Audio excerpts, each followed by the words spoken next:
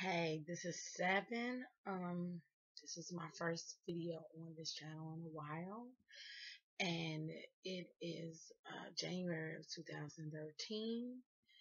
I wanted to talk about a topic that goes along with the fact that, around New Year's, people start making New Year's resolutions. New Year's resolutions are often about change and how to go about doing something differently. Well, change is one of those things that a lot of people say, I'm going to change this. I'm going to stop doing this. I'm going to eat right. I'm going to lose weight. I'm going to start smoking.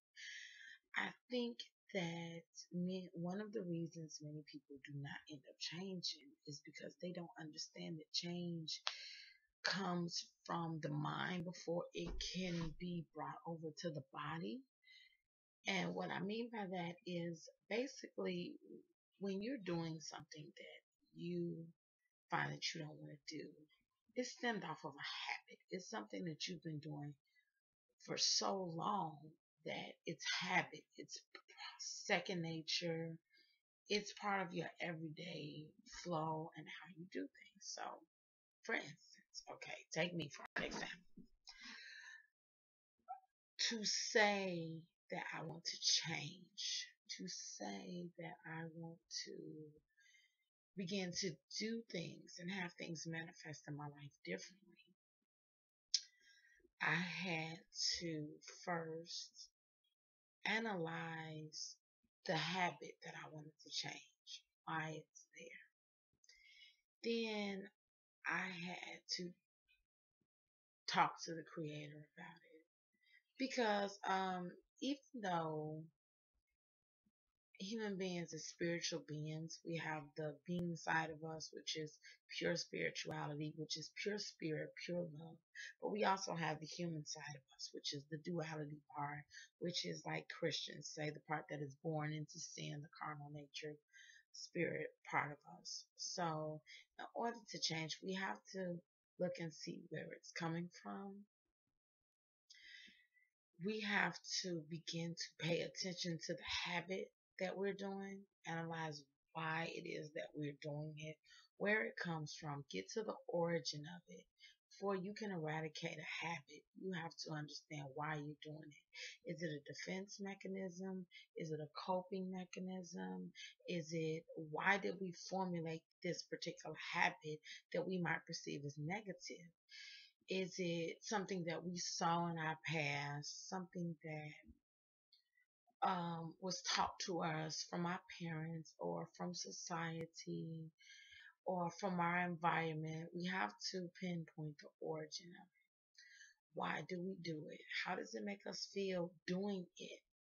Why are we having a hard time changing it?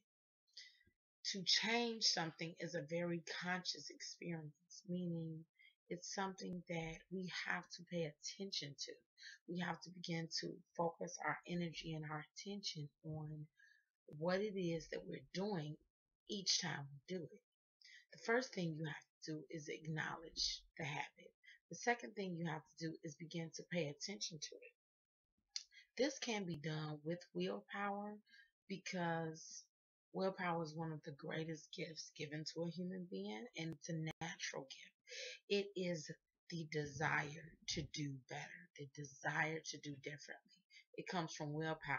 The desire to do it leads to the motivation to do it, leads to the planning to do it, leads to the execution of the plan. So we have to tap into that willpower spirit of wanting to manifest this change.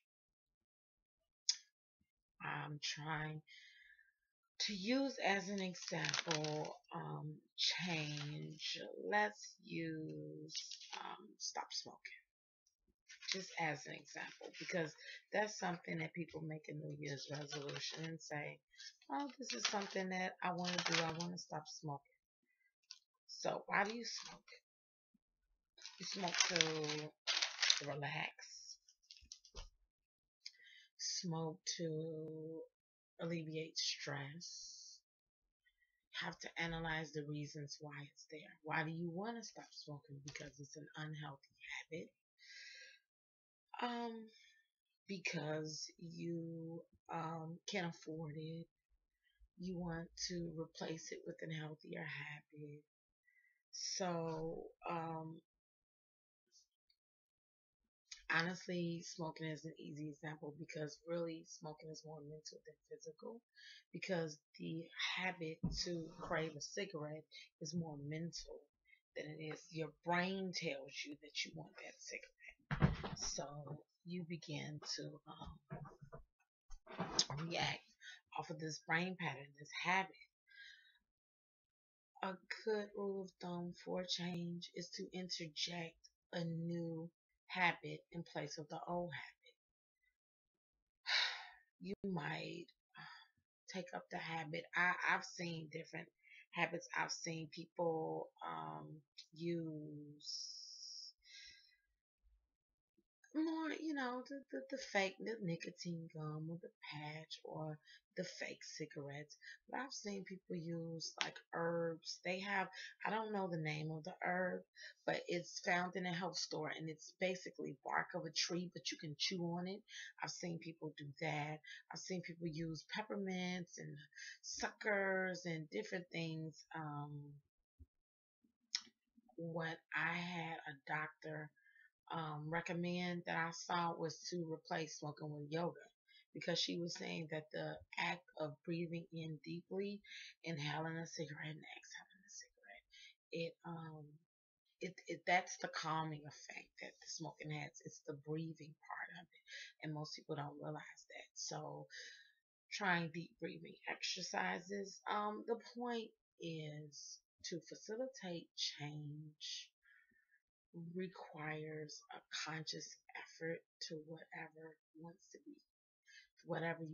be changed. Identify that is a habit and to pay attention to the habit every time you do it. It's not going to come overnight. A lot of times it takes a while for that habit to break.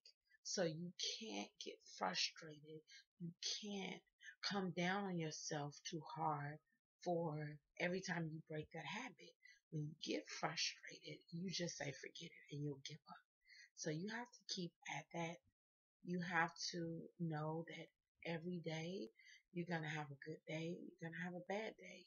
You have to have self acceptance in the situation and self love and patience with self.